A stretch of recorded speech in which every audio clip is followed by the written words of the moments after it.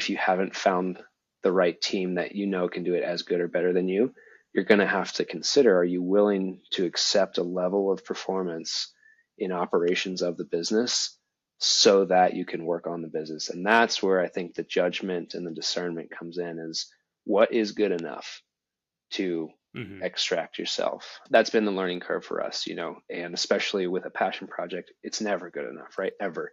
Will never be good enough for me in particular. And so I've had to learn to realize like an A- is pretty good in college. You can work with that. So that's one thing I think is just understanding good enough is actually great if it's a pass fail in some ways. And depending on your business and your standards, you can kind of set what is good enough, but it's never going to be perfect. Welcome to the Exceptional Companies Podcast, a podcast for purpose-led entrepreneurs looking to master the art of buying, selling, or optimizing small businesses. Your host, Chris Seegers, founder of Exceptional Companies and author of Selling Main Street, has over a decade of experience starting, buying, and leading successful businesses. He's here to guide you through the complex world of business transactions and growth. Each week, we dive deep with actionable insights, expert interviews, and real-world strategies to activate and equip you to live exceptionally and build exceptional businesses. Now, let's dive into today's episode. Here's your host, Chris Seegers. Welcome to the Exceptional Business Podcast, hosted by yours truly, Chris Seegers, where we explore how to buy, sell, and optimize your small business. Today, I'm joined by an awesome guest and good friend, Bobby Mikulas. Bobby, thanks for coming on the show. Really appreciate you, man. Yeah, Chris, happy to be here. This will be fun. So I like to start with kind of a business superpower and just a short anecdote or something that I just really appreciate about my guests. So Bobby is an unstoppable force and brutally authentic. That's what I really appreciate you, what attracted to me, and probably both of us together initially. You've built a tremendous business from the ground up, all while prioritizing family and community and maintaining balance, which I think is really important as well. So I've really enjoyed watching that. So, man, let's dig right in. Tell me a little bit about the background of how you got here and what attracted you to business ownership. Sure. What attracted me to business ownership is different than what got us to the business you're referencing that you're aware of, Kinship Landing and Homa. But I have always had that entrepreneurial itch. And I think in a lot of ways, I've also always had that leadership tendency where I found myself in leadership positions or drawn towards leadership. And so I think for me, that intersection of leadership and entrepreneurship is a little bit of my unique combination, because I don't just like to start businesses that make money. I like to lead people and teams. So, for a long time, I was attracted to leadership in different capacities, and I resisted business, but realized over the years, I really like business as a multiplier. Business is a tool for multiplication. And so merging those two things, leadership and liking to see things multiply and grow, is how I found myself interested in business and business entrepreneurship. The business So was leadership a concept your parents talked about, Bobby, or where did that itch come from? No, I don't think so. Honestly, I think a big part of it is just who I am, right? That's just who God made me to be. Another part of that was growing up in a culture, Christian culture, evangelical Christian culture, which I think in a lot of unhealthy ways really fostered a lot of exhibitionism. And so whether it's in youth groups or mission trips or stuff, it was kind of like leadership is in us as this tribe of people. It was sort of an ingrained value, leadership and servant leadership and all that kind of stuff. But parsing out my background from just that as a value and as a function, leadership, I think I began to study leadership formally and informally, observe leaders, track tendencies and trends, tools, and just sort of fostered skills that continued to make me a better leader because it was energizing for me, fun for me, and people seemed receptive and energized by me providing that. And I'm not just talking about, from the stage kind of, it's simple as leading an ice climbing trip, right? I found that people were hungry to follow leaders on those types of adventures. And that applied, of course, across many industries. And you were really involved in kids as well, right? That was one of the things that you and Brooke were both super connected before you dove into the marketplace? Yeah, I love kids, man. Kids have this rare combo that very few adults do, and they are both honest and fun. And so I just love kids, and kids are the future. That's the investment that we can make, is putting it into kids. And I learned that after trying to kind Hmm. of really be focused on other vulnerable populations. You follow that acorn far enough, you're like, we got to interact with their kids unless we're going to repeat this Yeah, cycle. for sure. So it was a good excuse to hang out with the fun and honest people and really confront the problems, the cyclical problems and structural problems with our culture and society that we were kind of seeing. So, yes, we were lucky to help build and lead youth camps and mentoring programs and things like that for kids at risk. That was one of the ways that leadership expression came out. I love it, man. So fast forward a bit and tell me how Kinship Landing came about. Tell our viewers what it is, the whole concept, where it's going, et cetera. Just give us some feedback on that. Sure, I'm going to do my best not to get distracted because I have so much passion about Kinship Landing and that property at 415 South Nevada. But the top of the waves is my wife and I set a vision in motion when we were engaged and committed to telling people with our words that we were going to take a year off and travel before we had kids. So we started saying that sentence out loud when we were engaged. And it wasn't until 7 years after we got Hmm. married that we had saved our pennies and then spent our pennies on car repairs and saved our pennies that we bailed. We hit unsubscribe and exited, and we lived out of a carry-on bag. We each had a carry-on, and we traveled slowly and carefully and intentionally through 17 countries, staying mostly in families' homes and in our tent, but also some hostels and bungalows and homestays. And so we spent a year traveling, asking the question, what are we here for? What can we do with this one life we have? And we workshopped many ideas, but one of them was, let's bring a new kind of hospitality back to our hometown of Colorado Springs.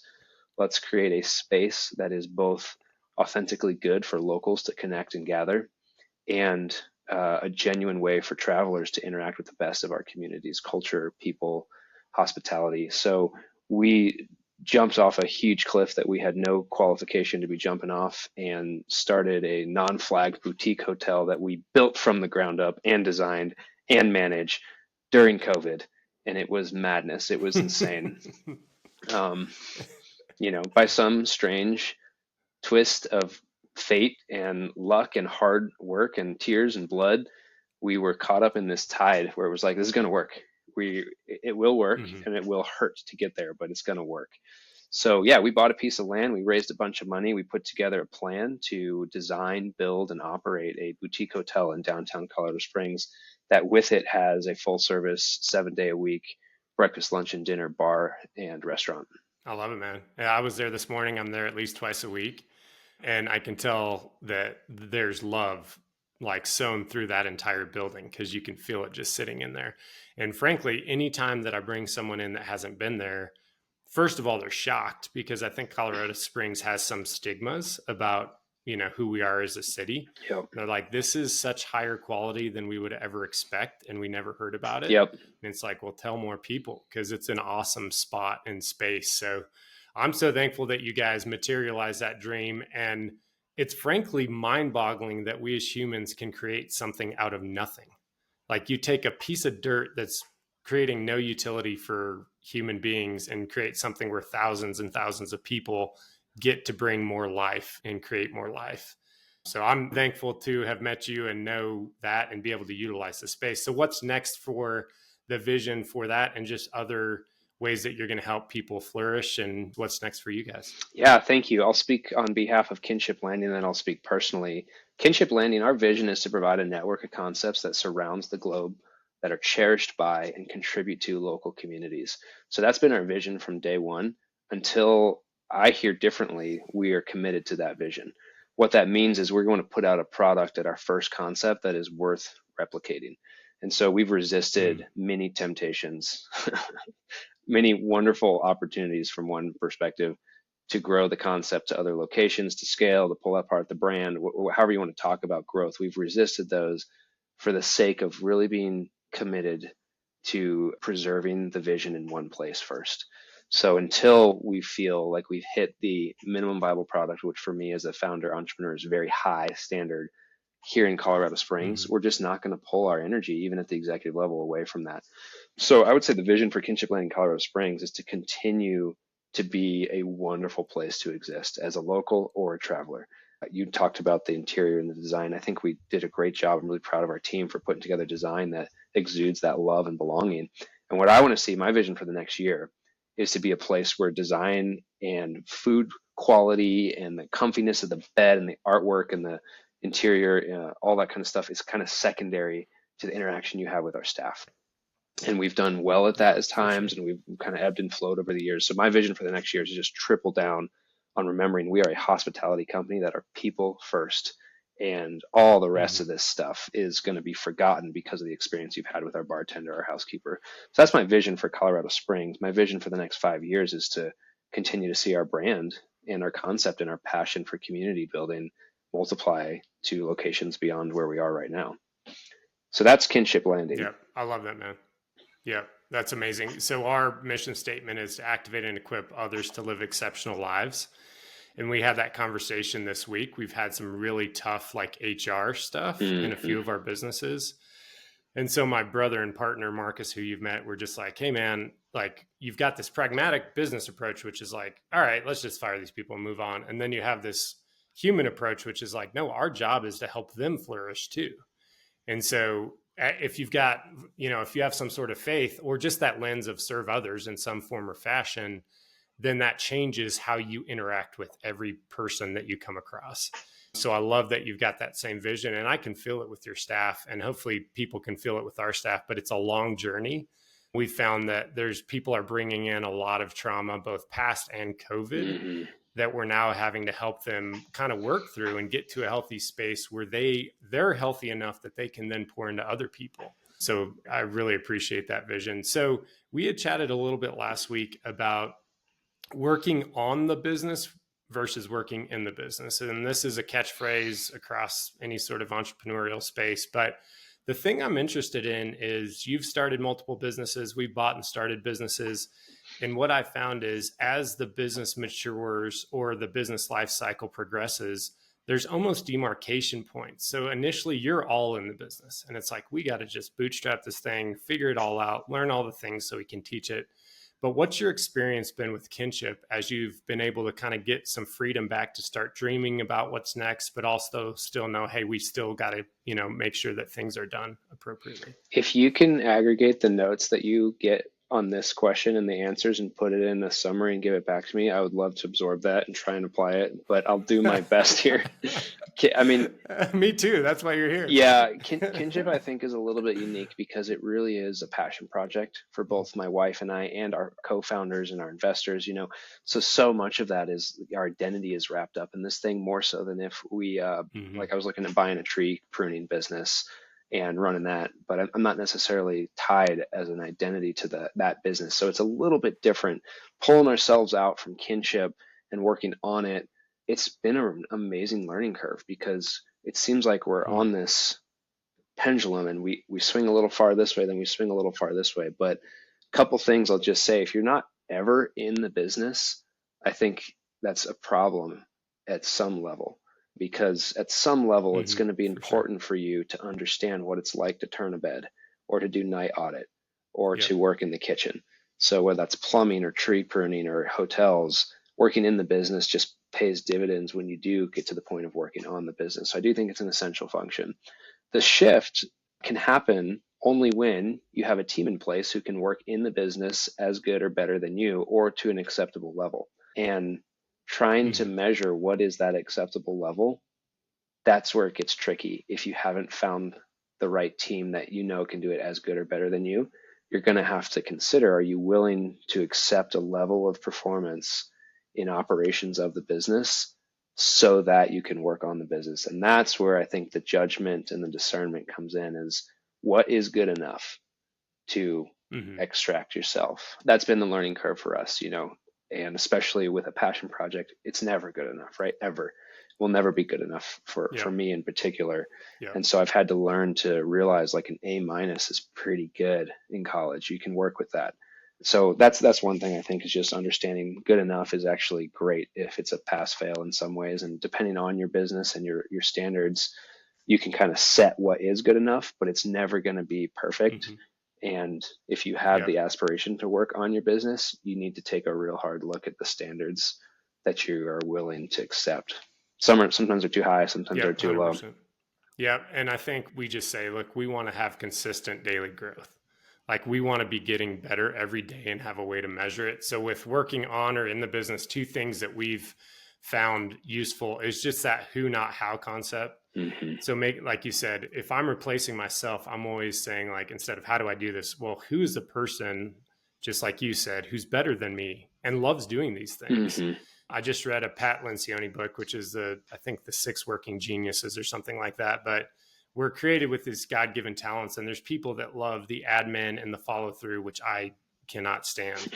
And that's the things they love. And they don't like the business development or, the acquisition piece or the deal structure. And then once we get those who's, we use EOS, which then all of a sudden you're tracking this, right? You've got these scorecards, this system of this cadence of accountability. And then we can start refining those edges. And pretty soon, if I can get the right people and the right processes, then I start seeing where I'm starting to get some time back. And that's where I start kind of saying, okay, now I've got time to work on the business. But I agree with you, like staying connected. I was in one of our businesses yesterday and just basically sitting down with the whole team and saying, hey, how can I serve you? And what do we need to improve in the business? And through that conversation, some really deep stuff came out of it that had I not gone there face to face would not have emerged in our weekly L10 meetings. And just seeing the space and saying, hey, is it clean? Are the people happy? Just some of the basic things that walking around, you're going to gauge like, hey, are we achieving the thing that we set out to? I love that. So, okay, tell me, there was a good question that I've stolen from somewhere else, I'm sure, but what would you tell a 25-year-old looking to either start or purchase a business? And I'll caveat it. I think that generally people get really bad counsel.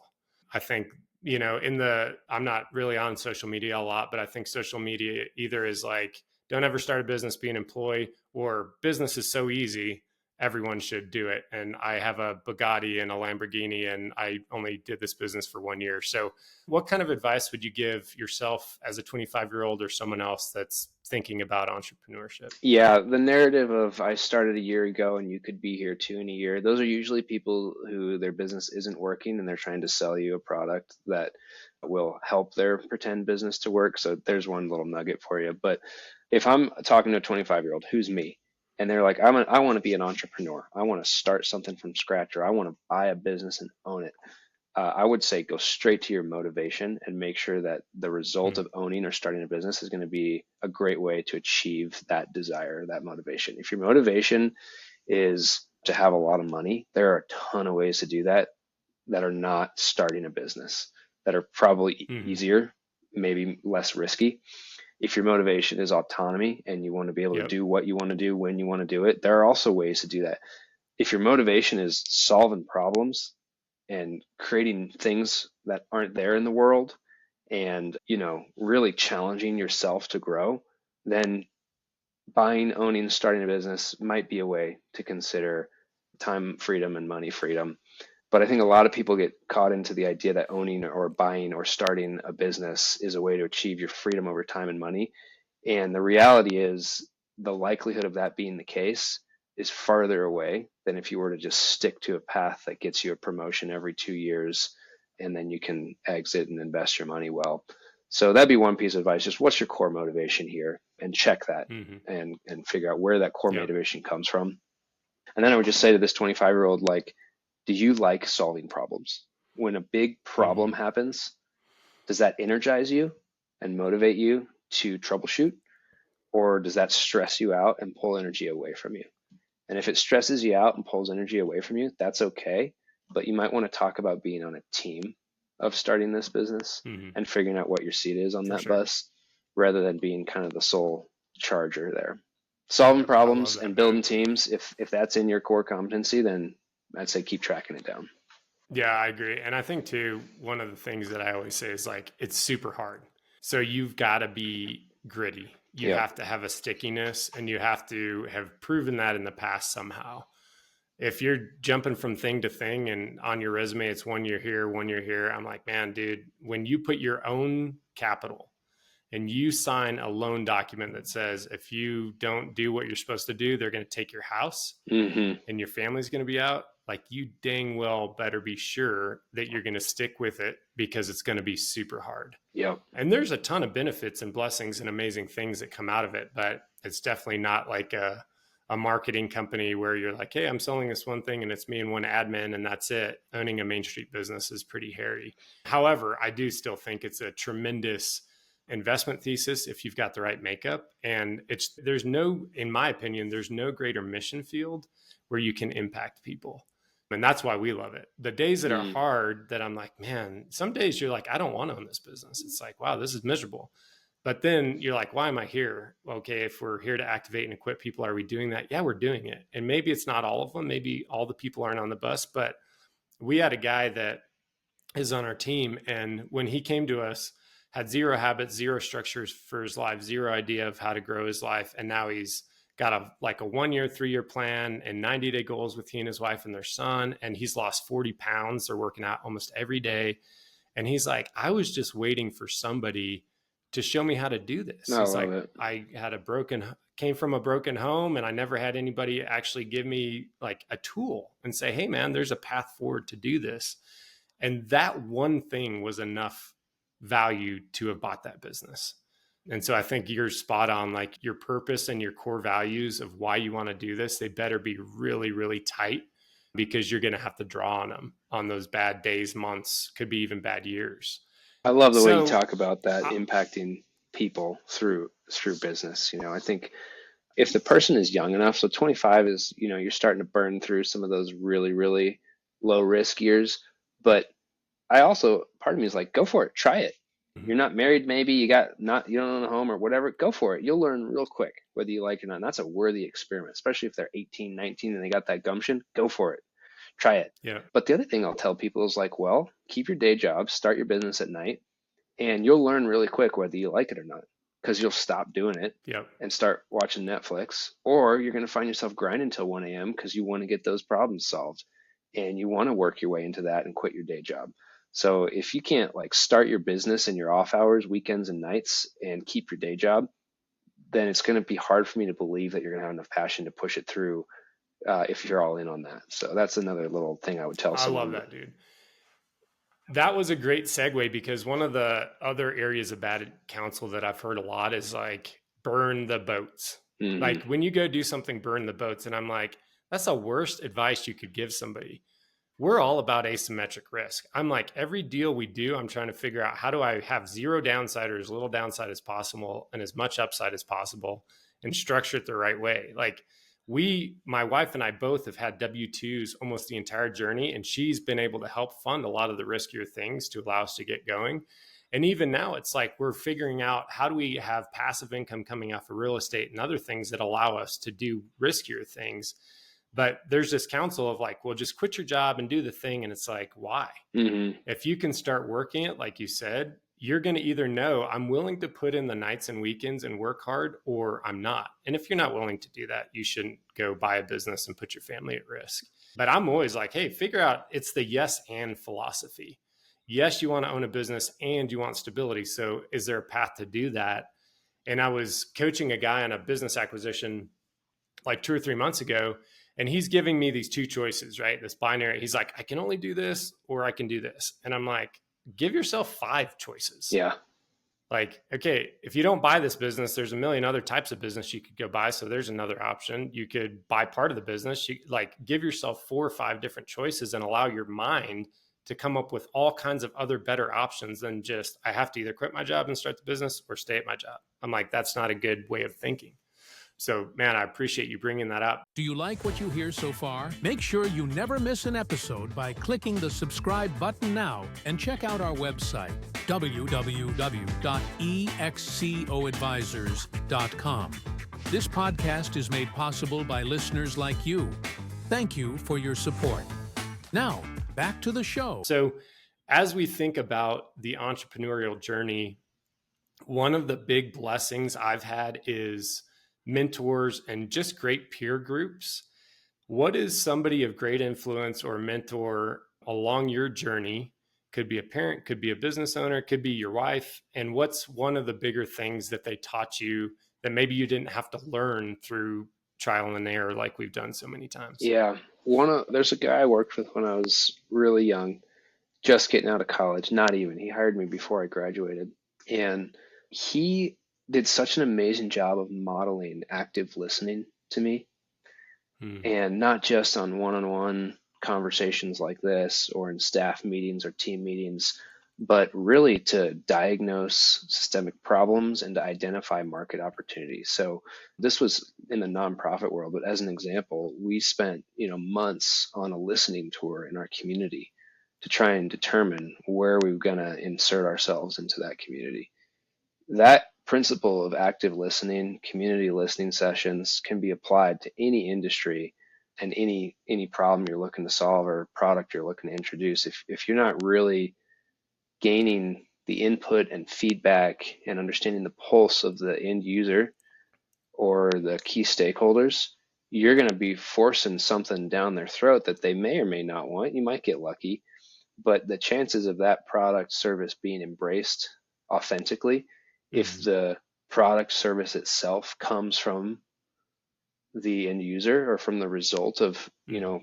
identifying some themes from these listening sessions, it's going to be so much more authentically and quickly embraced. And as a matter of fact, if done right, you will be eliminated from the equation. People will forget that you were part of this solution, and the end user will be celebrating what they came up with for themselves because they were so actively involved in that process. So I learned that from a community development perspective. There's a guy named John Perkins, Christian Community Development Association, and he would always quote this Chinese philosopher and saying, "Go to the people, live among them, listen to their needs, and in the end, they will proclaim, 'We have done it ourselves.'" That is a lesson I learned from this friend of mine. His name is Matthew, and have carried that with me through everything I've done since then, which was way back in 2010. I love that, man. Yeah, and we were talking about that this morning. The gentleman that I met with that owns a business here in Springs is we have so many false assumptions and mental models that we bring into things. And if we'll just stop and ask somebody like, "Hey, give me feedback on what is actually happening here," like you can save so much time because you may be building this whole strategy and momentum around something that's totally false. And then you get the appropriate person and say, "Hey, what should we be doing here?" And they're like, "Oh, it's not that at all, actually. Like, Hmm. that's totally wrong. It's this." Hmm. And you're like, shoot, okay, we just spent 2 weeks instead of just sitting down at the base. One of a great young man that owns a company out of Texas, he always told me, and he's way younger than me, but I would even think of him as a mentor. He always said, get to the base level.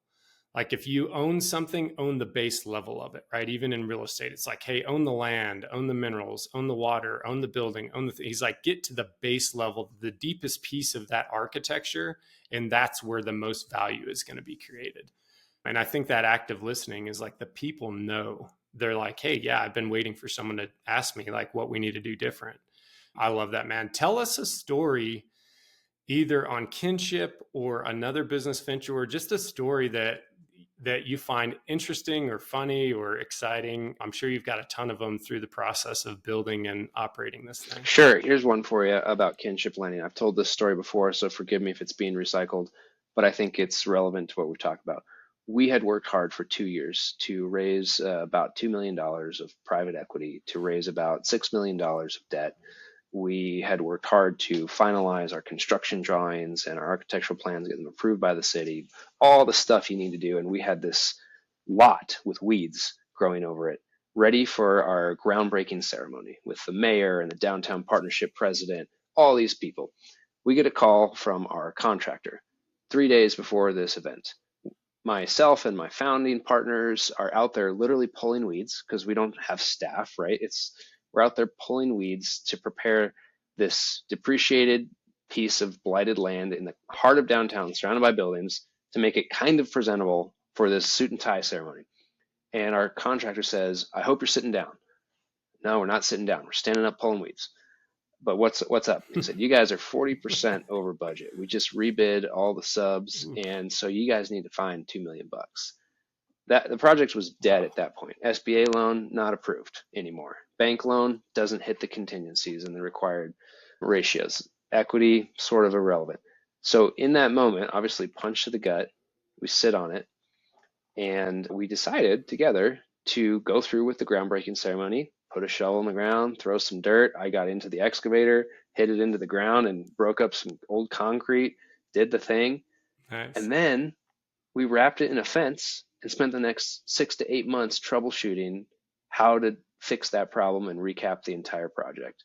And it delayed us about 10 months on what was originally a 14-month project. We had a 10-month delay. That's a story that I love to tell because, gosh, that sucker punch. We were all in, houses on the line, fully leveraged. Investors' money is sitting there. And, that was one of about 5 things like that happened between the time we started the LLC and the time we opened the doors to our first guest. So if those kind of problems are energizing and fun for you and put wind in your sails, entrepreneurship, business ownership, business acquisition is a great place for you to consider putting your time. I love it, dude. The pragmatic approach. Yep. From Bobby. Yep. Yeah, man. I mean, I think that's like just a normal thing, right? Like one of the businesses we own is an oil company, and our team is excellent. I mean, we're top 10 in the country, very good. And our team had just great systems, great processes, and we bought bad pipe. And so we bought some bad pipe, and that ended up being this huge issue, multi-million-dollar issue, right? And like, there's nothing that you can do to anticipate that. Your processes can be great, and you find somebody who's shady or, whatever happens. Hey, costs overrun. COVID taught us, like, whatever your plan is, you better be willing to adjust it on a weekly or daily basis because it might just go to hell. Mm-hmm. And that is the entrepreneurship journey. So we are 30 minutes in, which is where we kind of try to cap this to keep it concise. But what's one thing that you're thinking about, dreaming about, a question you're pondering, something you've learned? What's one thing you could leave our listeners with, Bobby? Here's kind of my recipe for if you have an idea. One of the projects I'm working on is realizing I've got a little bit of excess time, and I want to help people not hit their head and stub their toe where I did in the startup founder's journey. So I've been doing some consulting, and here's kind of what I tell people. If you've got a project, a plan, an idea, here's 3 things you need to be doing right now. Number 1, talk about it like it's real and tell anyone and everyone who will listen to you that you are doing this. We're going to build a boutique hotel in Colorado Springs. Where, how? We don't know any of those questions. That's what we're doing. Can we get some feedback? What do you think it should look like? Is there any? So tell anyone and everyone who will listen. Practice small scale. We turned our mother-in-law suite in our backyard into an Airbnb and started to test mattresses and linens and how to flip them and how to turn them and how to do check-in remote and all that kind of stuff. So practice small scale, talk about it like it's real with anyone who will listen, and then get up close and personal with the closest version of what your idea is that you can find in the world and learn from them. And what will happen is you might realize I actually want to contribute to someone else who's already doing this. I don't need to reinvent it. If not, it'll help you to further believe that you've got a niche in the marketplace. So we spent 3 months shadowing a Marriott in Denver that would allow us to shadow each department for a week at a time while we were under construction. So, I'm thinking about that now, again, as I'm looking to the next phase of some things with some projects I'm looking on. I'm starting to tell people we're going to launch retreats and they're going to be great. We don't know how or when yet, but when I'm talking to someone, if they can take those 3 things seriously and do them with commitment and focus, that project is going to be refined and or killed quickly, which are 2 really good things. I love that, man. One of the things I've been learning is stay fully committed to your purpose and super flexible on the timeline. That's probably, as an impatient entrepreneur, that's like my biggest struggle every day is I'm like, hey, we should do this in half the time or a fifth the time. And God is demonstrating to me like, hey man, you have you're in alignment. You know what you're supposed to be doing, but the timeline it takes is the timeline it takes. That's good, man. And there are some things you can do to shorten it, but most of the time you can't. Bobby, where can people find you and contact you as viewers get a hold of this and really want to get engaged with you? Yeah, thanks. You can find our boutique hotel, kinshiplanding.com, all kinds of goodies, community events. You are cordially invited if you're listening to this podcast to come check us out for live music or community gatherings. My consulting business is called Sonderwin. You can find that at sonderwin.com.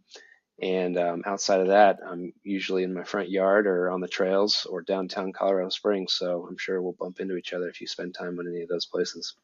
I love it, man. Well, Bobby, thank you so much for joining us. Thank you guys for joining the Exceptional Business Podcast, and we'll see you on the next episode. Thanks, Chris.